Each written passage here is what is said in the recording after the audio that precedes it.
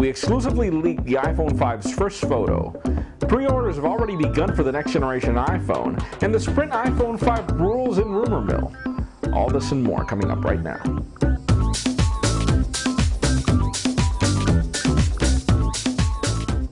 Hello everybody, I'm Jaime Rivera and welcome to the Pocket Now iReview, the show we go through all this week's cool and the not so cool inside the world of Apple's iOS devices. Let's start this week off with the cool.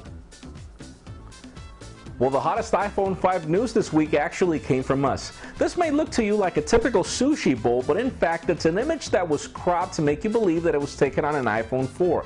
And we were able to confirm that it was in fact taken with an 8 megapixel camera instead of a 5. And hey, it was also taken at 1 Infinite Loop, Cupertino, California, so it's definitely confirmed that the image was taken in the Apple campus according to its location data. Now, what's even most interesting here is that the image sensor that took the camera was a 4.3 millimeter image sensor that actually looks more or less like a point-and-shoot sensor than your current smartphone image sensor that we find. Currently, the iPhone 4 has a 3.8 millimeter lens, and hey, it does a really good job at taking photos. So imagine what we could expect from the next generation iPhone 5. We're expecting dates, expecting rumors. So far, the image shows that the device is real, that it's coming. The specs are actually really good.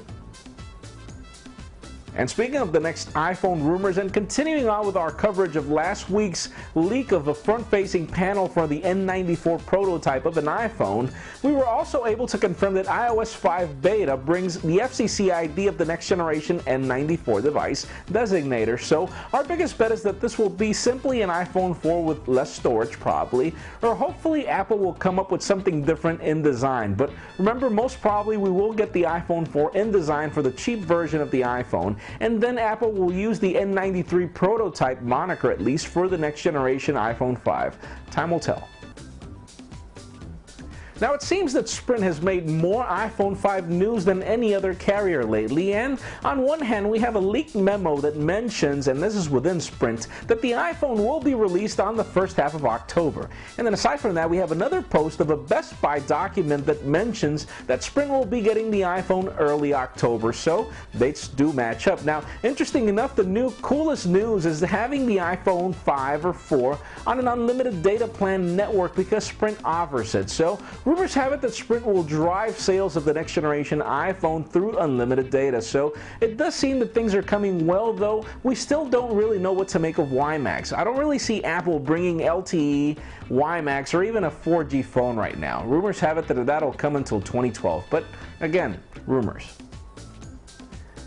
And well, believe it or not, Deutsche Telekom, and I hope I pronounced that right, has just begun accepting pre-orders for the iPhone 5 that nobody has even announced. According to their spokesperson, they've begun doing this just to avoid being understocked for when the phone is released. Obviously, they're not guaranteeing any release dates or even giving out the name of the device that nobody even has, but they're handing out coupons and hoping for the best just as everybody else is. Now, could this be a rumor that points out to a probable release of the iPhone? Everybody's crossing their fingers, not really sure what to make of it. On the software release side, Apple has just released iTunes 10.5 Beta 8 for developers, which seems to enhance iTunes Match, though it's interesting that Apple is not releasing an iOS 5 Beta 8 that goes along with it.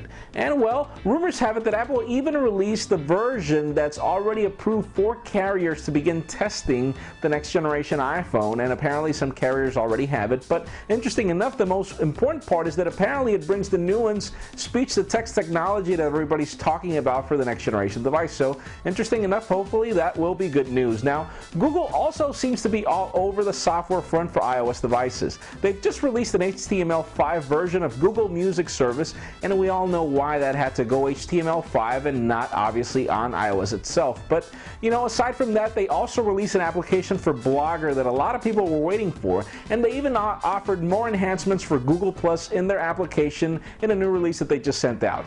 Now, Facebook application already got an update recently, and apparently this was a dramatic overhaul, but I'm still waiting to see it. I don't find anything improved, I just see that it's slower.